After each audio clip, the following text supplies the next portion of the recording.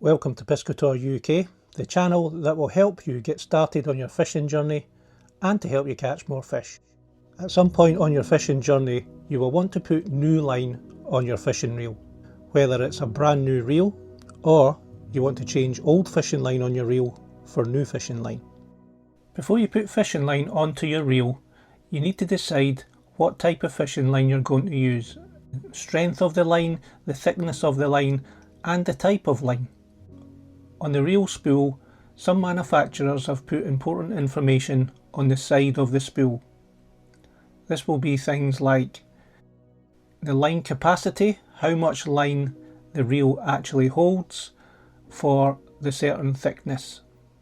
The thickness is usually in millimeters.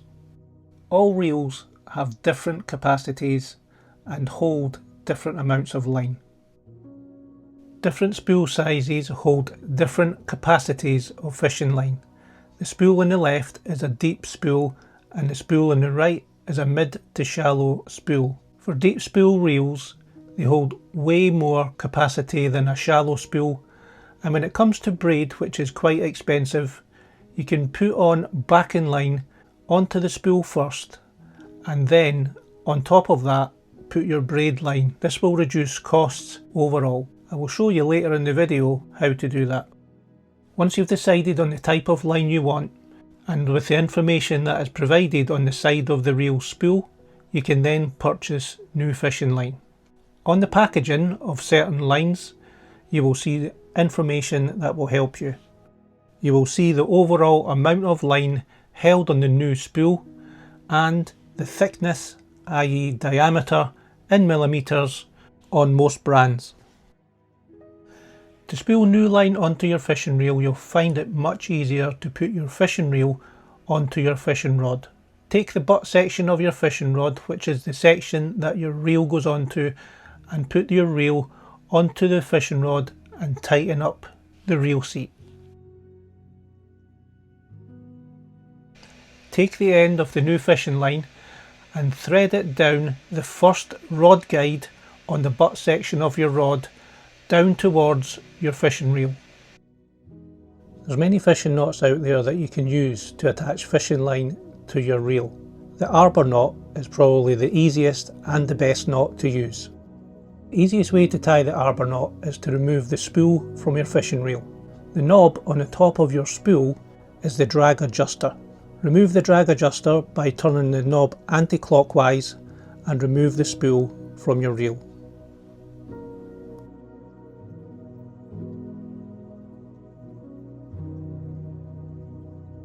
The arbor knot can be used to attach all types of line to your fishing reel, including braid, monofilament and fluorocarbon.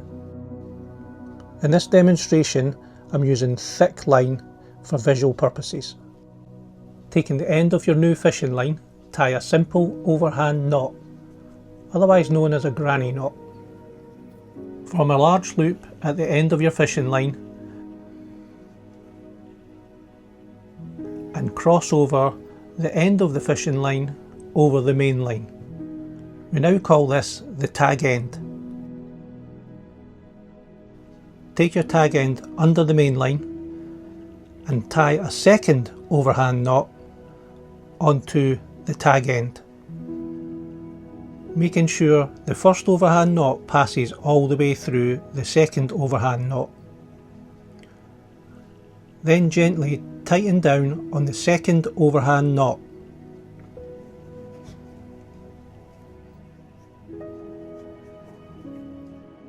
Take your spool and put the loop that you've just formed over the spool. At this stage, many anglers just tighten down on this single loop. But for braid can slip very easily, and I would recommend that you put at least another 2 turns into your loop over the spool. Now tighten down gently. You may need to move the main line back and forward until it cinches down properly, and you will see the first overhand knot sliding down to the second overhand knot. At this stage, I would recommend that you moisten your line with either saliva or water. Now tighten down on the knot fully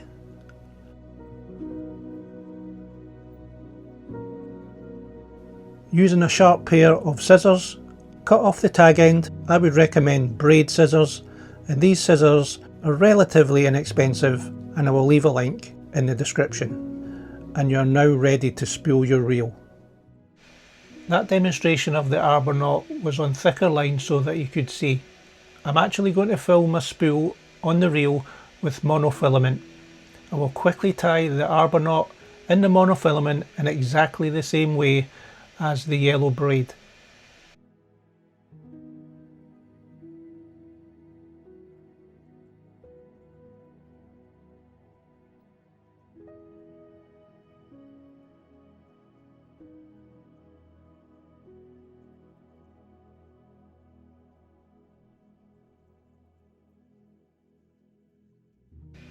Put in the finished loop over the spool of the reel in exactly the same way. For monofilament, I just do one additional turn of the loop and then secure the knot. Again, don't forget to moisten all knots before you fully tighten up on them.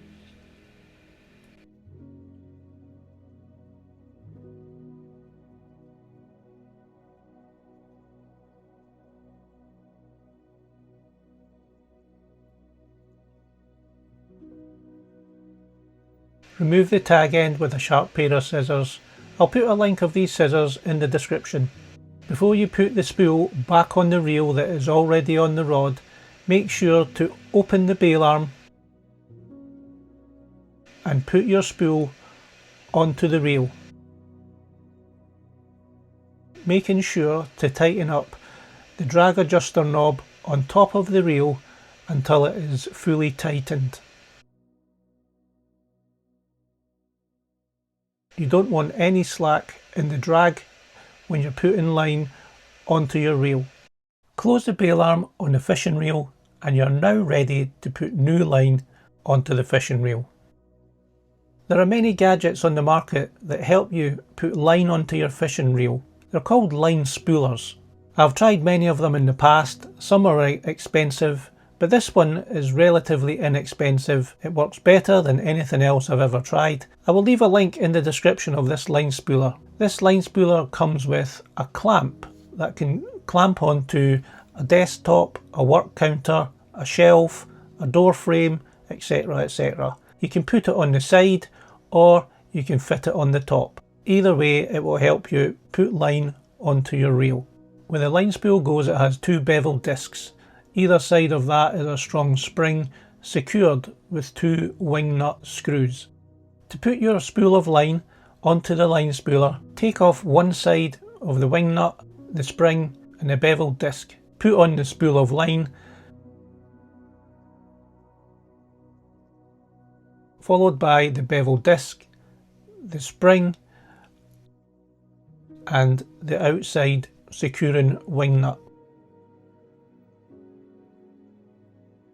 I mentioned that it's really important when spooling line that you have an amount of tension on the line. The adjustable wing nuts on either side of the spool of line can be adjusted so you could have it slack or tight. I would recommend that you tighten it up just enough so the spool of line actually turns, especially when it comes to braid that needs to go onto your reel spool really tightly. When putting line onto your reel, start off really slowly to get 2 or 3 turns onto your reel. You can then build up speed and start filling your reel.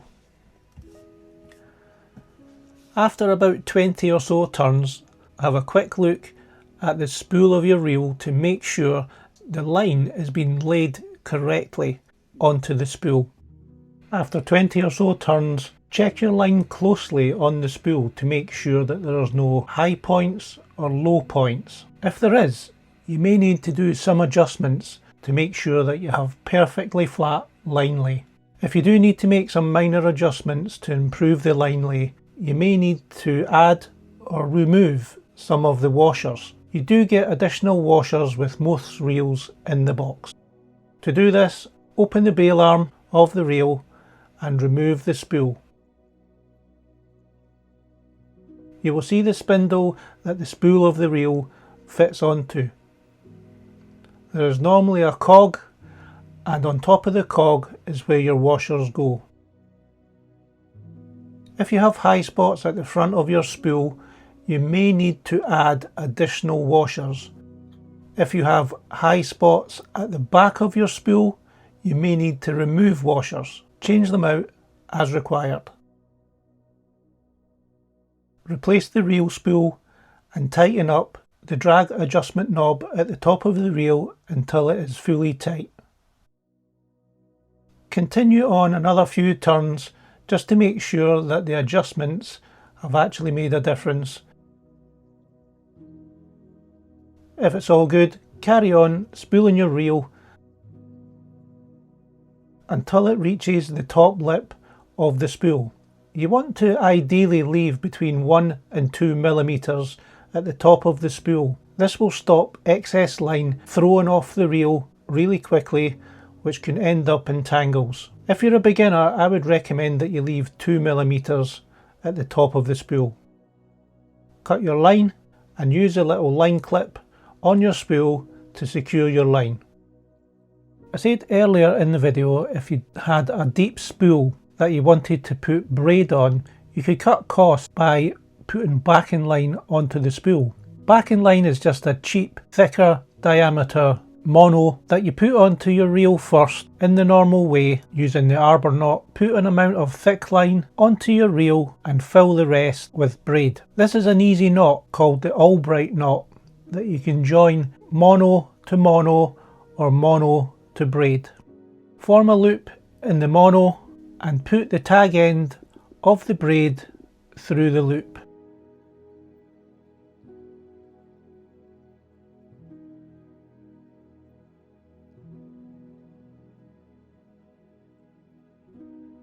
Go around the mono a minimum of 5 times.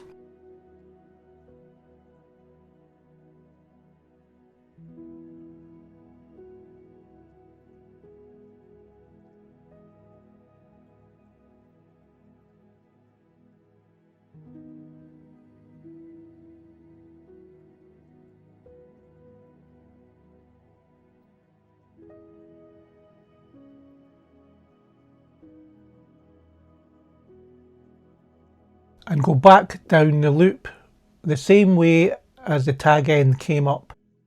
Cinch down gently until the knot is formed, and as usual moisten with water or saliva. At this stage you can use a tool called a line puller or knot puller. These come in 2 separate halves. Wrap your braid around one end of the puller and wrap the mono around the other end of the puller, pulling tight. This will ensure a snug, tight, strong fitting knot that won't slip, and also it will prevent you from cutting your hands on the line. The line puller is fairly inexpensive. Again, I'll leave a link in the description. Cut both tag ends of the Albright knot, and as you can see you end up with a fairly slim line knot. Carry on and fill the spool with braid, ensuring that the braid goes onto the spool very tightly. Again, leaving at least 1mm to 2mm at the lip of the spool. You know if the braid has been put on tightly enough when you can't push your fingers into the braid, or you can move individual strands. It should be almost feeling hard and shouldn't feel spongy. If your line is not put onto your reel tightly enough, you will end up with tangles and wind knots. Most tangles and wind knots come from the initial spooling of a reel because the line has been put on too loosely. Check out this video, it may help you on your journey in getting started in fishing. Thanks for watching, see you next time.